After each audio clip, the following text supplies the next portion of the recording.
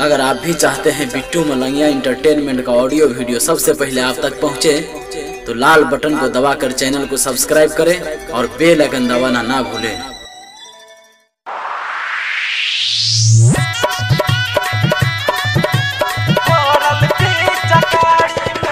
अखन अहाँ सब सुन रहल छी बिट्टू मलंगिया इंटरटेनमेंट के।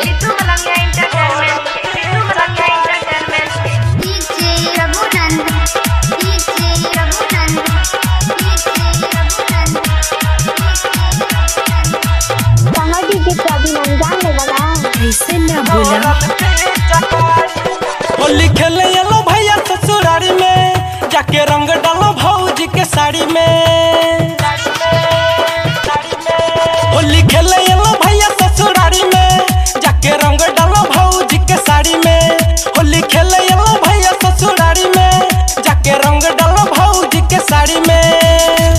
भौजी के दूगो बहिन, भौजी के दूनू बहिन धोके या कबाड़ी में क देलक अटैक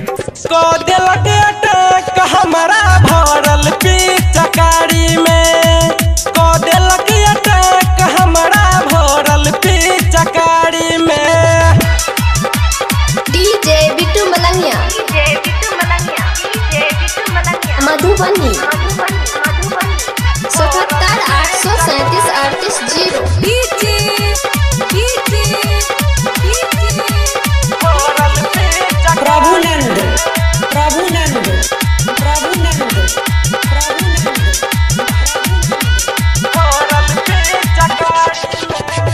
बोल के मीठी मीठी बोली कहे छे आब रंग चोली।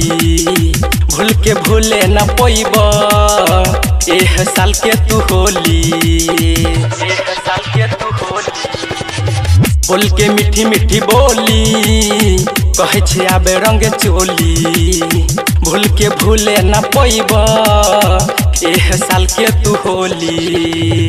घर से बुला के लगल, घर से बुला के लगल दोनों हमारा बाड़ी में क देलक अटैक हमारा भरल पिचकारी में।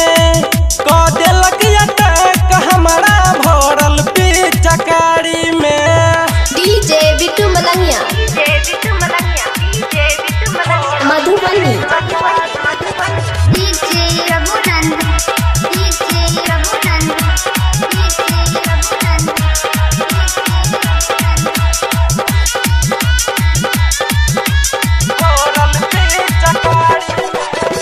कहे राज सराज लगन के न को लाज।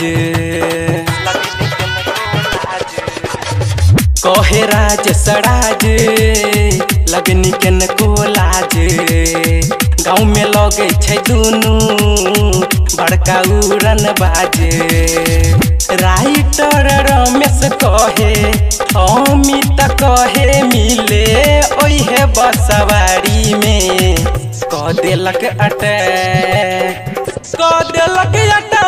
हमारा भरल पिचकारी में। क देलक अटैक हमारा भरल पिचकारी में।